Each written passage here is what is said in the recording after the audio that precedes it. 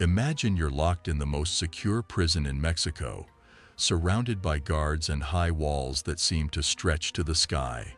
Now, imagine escaping from there. Not once, but twice. This isn't a scene from a movie. This happened, and the man at the center of it all was Joaquín El Chapo Guzmán, one of the most notorious drug lords in the world. El Chapo wasn't just a criminal. He was a mastermind of escape, slipping through the fingers of the law like water. He led the Sinaloa cartel, a massive drug trafficking organization that shipped narcotics all over the globe. His story isn't just about crime. It's about cunning, courage, and the will to break free. Today, we're diving deep into El Chapo's most daring escapes from maximum security prisons. How did he manage it? Who helped him? And what does it tell us about the man himself and the authorities who tried to cage him? Stick around as we uncover the intricate details of his legendary breakouts.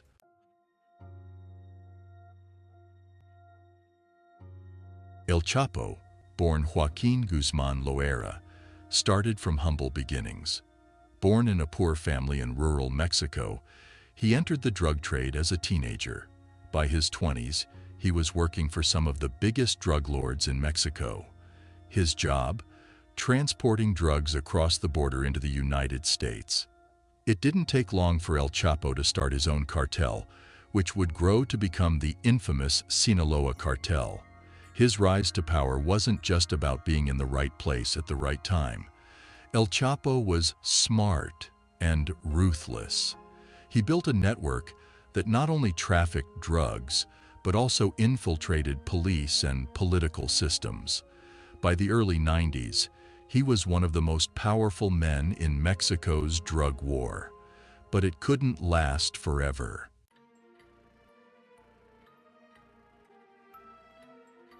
In 1993, after a violent shootout in Guatemala, El Chapo was captured and sent to a maximum security prison in Mexico. Now let's talk about where they sent him. Puente Grande Prison. This place was like the Alcatraz of Mexico. They designed it to hold the worst of the worst, the kind of criminals who had armies of their own. It had walls so thick and guards so many, you'd think no one could ever get out. But as we know, El Chapo isn't just anyone. This prison, with all its guards and guns, was the stage for one of his greatest escapes. And that's exactly what we're going to dive into next. How did a man in a prison that tight with security manage to just vanish? Stick around, because this story is just getting started.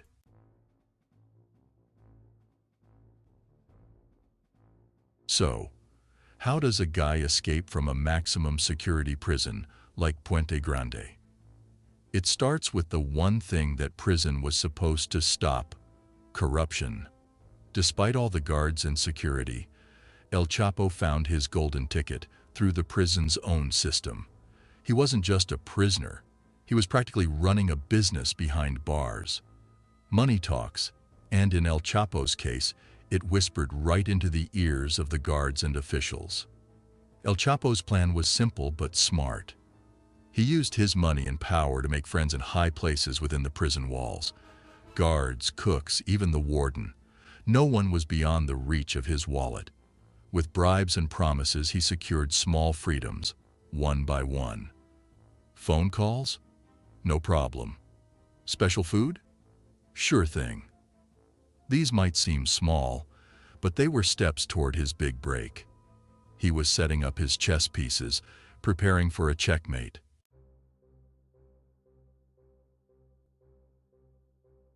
Now, let's get into the nitty-gritty of the escape itself. It wasn't just about walking through the front door. El Chapo and his team crafted a plan that sounds like something out of a Hollywood movie. They decided he would sneak out in a laundry cart. Yes, you heard that right. A laundry cart. Here's how it went down. One of his bribed inside guys, a trusted prison worker, was tasked with hiding El Chapo inside a cart full of dirty laundry. Just like that, Amidst sheets and uniforms, one of the most watched men in Mexico was rolled right past the guards, out of the prison, and into a waiting van. And just like that, he was gone.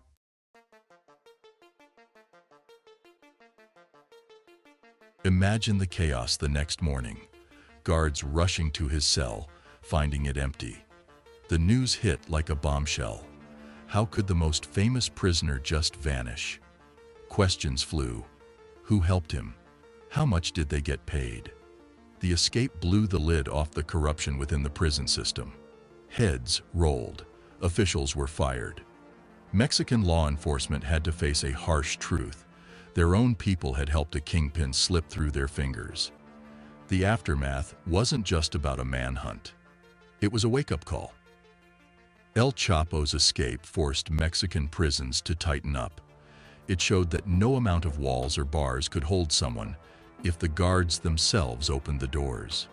And for El Chapo, it was just another day's work, another daring step in the life of a cartel leader. He was free again, ready to reclaim his throne in the criminal world.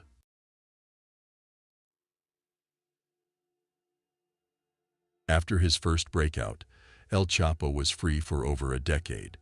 But in 2014, Mexican authorities finally managed to track him down and arrest him again.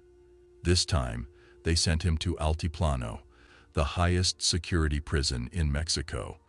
Altiplano was built to be escape-proof. Located in a remote area, it was surrounded by miles of empty land, watchtowers, armed guards, and walls reinforced with the toughest materials.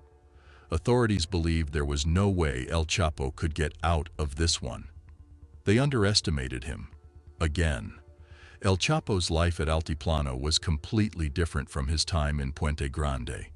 Here, there were no cushy deals, no luxuries, no friendly guards looking the other way. His cell was tiny, and he spent 23 hours a day inside, under constant watch. Even when he was allowed out for his 1-hour exercise, there were cameras everywhere.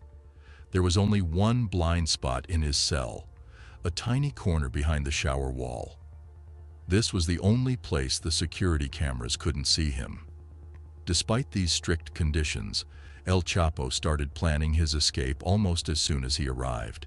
He was scared of extradition to the U.S., where his influence wouldn't reach. For El Chapo, escaping was not just about freedom, it was survival. To pull this off, he knew he'd need help from the outside, so he turned to his most trusted allies, his wife, Emma Coronel, and his loyal associates. Through a series of secret messages, he communicated his plan and set things in motion.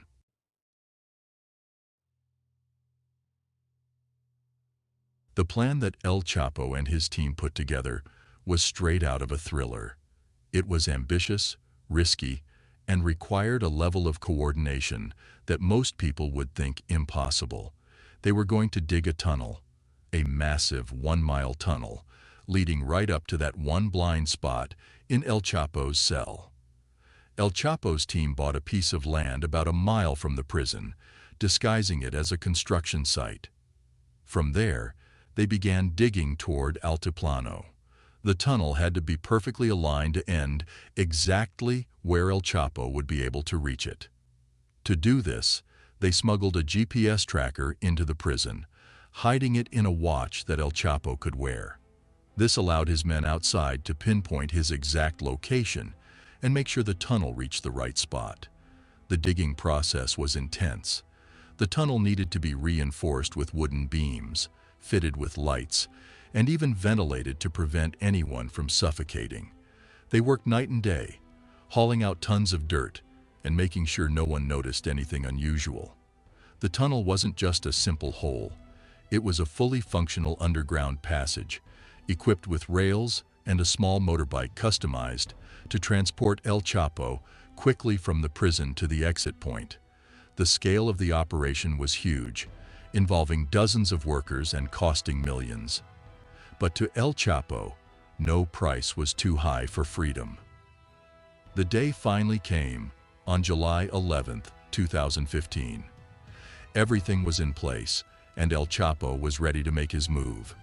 At around 8:52 p.m., he went to the shower area of his cell, the only spot hidden from the cameras. He knelt down, opened a hole in the shower floor, and climbed down a ladder into the tunnel. Once he was inside, he hopped onto the waiting motorbike and sped down the tunnel, traveling a mile underground in complete darkness, heading straight for freedom.